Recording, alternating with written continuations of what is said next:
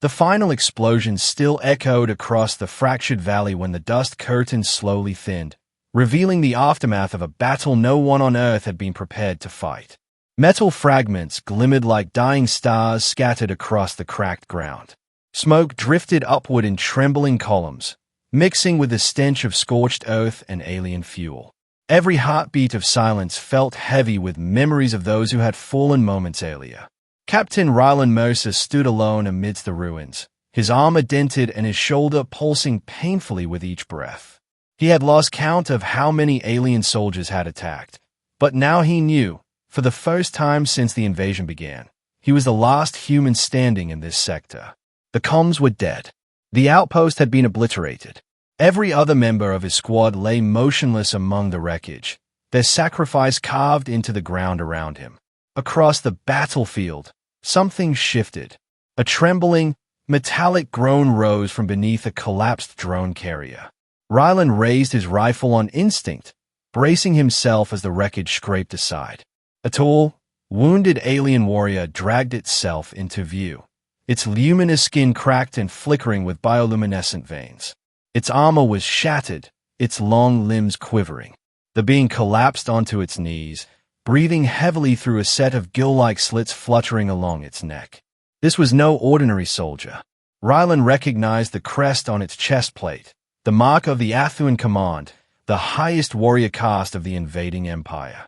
The alien looked up with eyes like shifting galaxies, reflecting terror and exhaustion. Then it spoke, not in its own language, but in broken, labored English synthesized through its translator. "Human, do not strike. I beg for mercy." Ryland froze. Mercy? He had seen these warriors tear through entire platoons without hesitation. They had annihilated cities, vaporized shelters, and hunted survivors through forests and ruins. And now one of them was kneeling before him, trembling. "Why should I spare you?"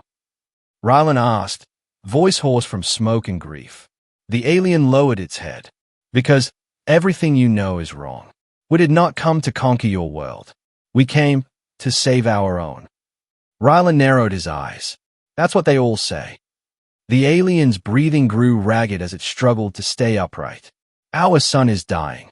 Our planet collapsing. We search for refuge, for partnership, but your leaders fired first. We responded. War became inevitable." Ryland hesitated.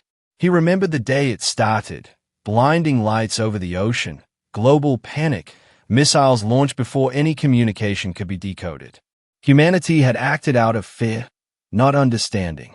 But he also remembered the alien retaliation that followed, more brutal than anything humans could have imagined. "Even if that's true," Ryland said, "you killed millions." The alien winced, not from pain, but from what seemed like guilt. "And you killed billions of ours. But I am not here to justify. I am here to surrender, to survive." Ryland stared at the creature, at the cracks in its crystalline skin where soft light pulsed weakly. It was dying, and yet something about its tone felt honest.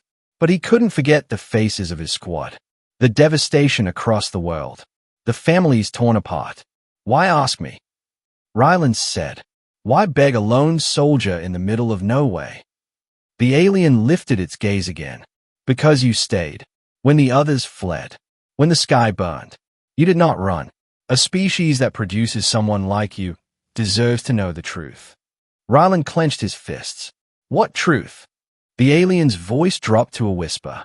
"Your planet is next." Ryland felt a coldness crawl up his spine. "Next for what?" The alien gestured weakly toward the horizon.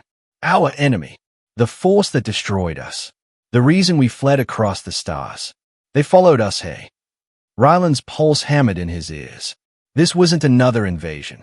This was a chase. "You brought something to Earth," Ryland said slowly. "Something worse than you."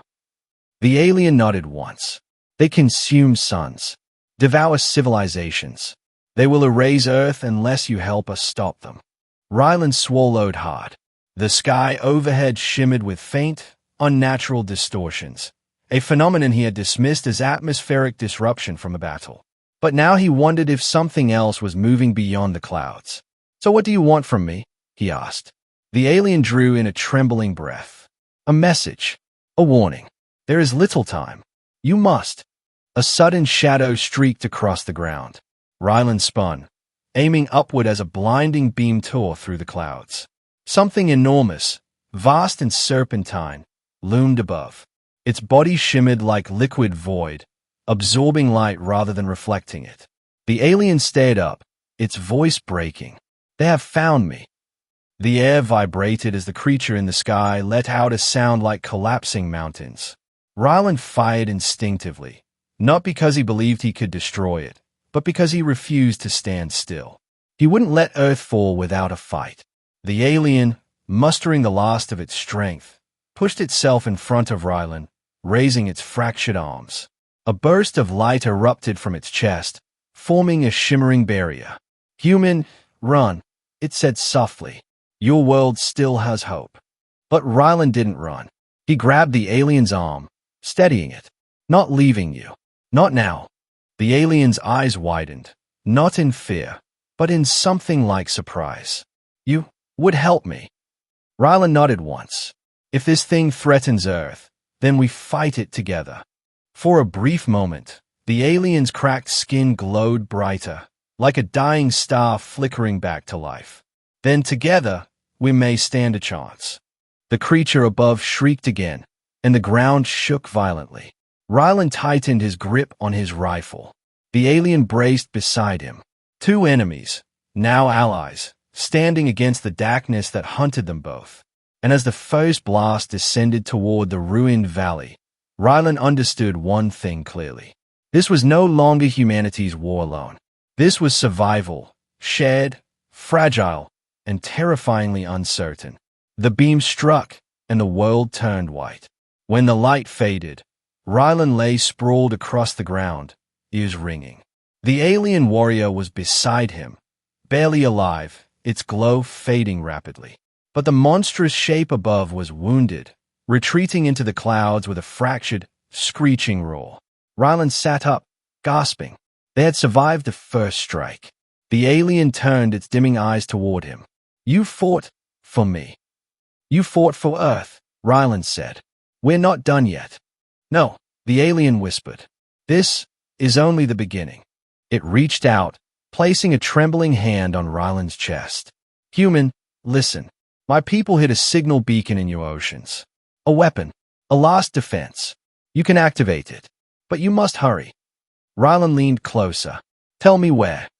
The alien exhaled, a soft, shimmering breath that felt like stardust brushing his skin. "In the deepest place on your world. The place you call Mariana." Its voice broke. "Promise me, you will finish what we started." Ryland nodded, feeling the weight of a dying empire in that single promise. "I'll do it," he said. "I'll protect Earth." The alien smiled weakly. Then, mercy was not wasted. A warning, and a chance. The creature above the clouds screamed again, its distant silhouette growing larger. Humanity had entered a new war, one it never asked for, but one it could not afford to lose. And somewhere far above, in the dark between the stars, the hunters were coming,